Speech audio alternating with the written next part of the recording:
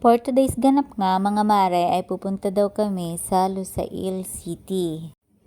Sa Lusail Boulevard nga pala ang destinasyon natin mga mare. Ayan, at lumabas na kami ng bahay, then nag-travel papunta sa Lusail. At ayan, dala pa nga namin ang aming bike para in case na mapagod, meron kaming bike.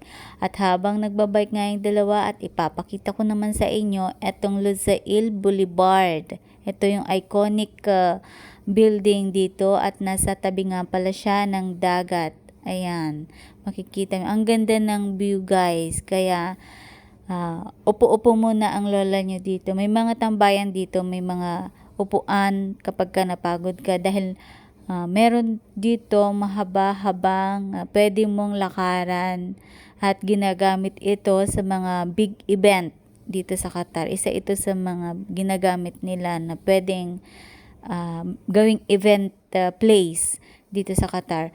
Nung FIFA World Cup, isa ito sa mga main place ng mga event, Lusail Boulevard. Ayan, makikita nyo. Habang hinihintay ko nga sila, paupo-upo muna dito habang nakatingin sa magandang view.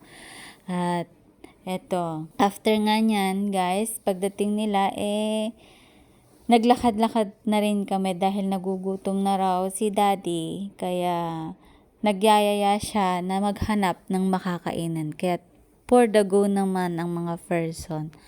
Lakad to the max.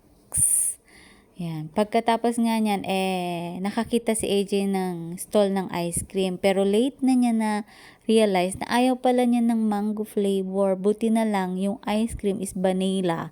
Tapos nilagyan nila sa gilid-gilid lang ng mango. Kaya ayan, pinipili lang niya. Napakapihikan talaga ng batang yan. After nga, si mami at daddy rin ang kumain. Pagkatapos nga niya, diretso na rin kami sa paglalakad dahil hindi pa kami nakontento sa ice cream na tig 20 reals. Kailangan namin ng medyo heavy meal. Kaya sabi ni daddy merong McDo rito, tara hanapin natin. At nakita pa nga nila yung electric scooter na yan.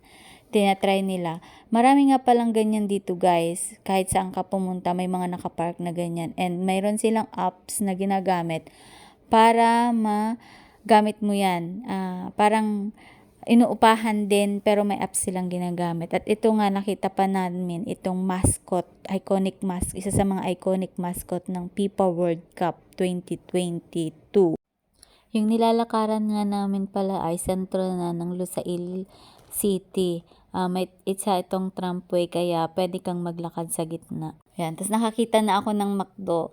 Kaso nakabike na nga pala ako dyan guys kasi ang mami mahina sa mga lakaran. Itong dalawang to walang pagod, ang daddy at saka si AJ. Sobrang walang kapaguran.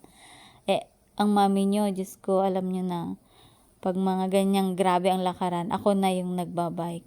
Nakakita na nga pala ako ng McDo dyan, kaya binalikan ko sila para tanungin kung ano yung order nila at ako na yung mag-order. Uunahan ko na sila para yan. Pagdating nila doon, may pagkain na. Eto na nga, nauna na ako doon sa McDo dahil nakabike naman ako. Sila naglalakad. Yan, pinark ko nga lang yung aking bike sa gilid at umorder na ako. Ang inorder ko nga pala dyan is kiddie meal na burger at saka isang regular order na burger. Kaya 2 burger and fries. Dahil hindi naman kumakain si AJ ng burger. Fries yung sa kanya and kami naman ni daddy is isang burger. Ayan, at sinurprise pa nga namin siya dahil yung kiddie meal syempre merong toys na kasama. Pagkatapos nga namin kumain ay umuwi na rin kami. Yan lamang, maraming salamat. Nood po kayo sa susunod naming video. Bye-bye!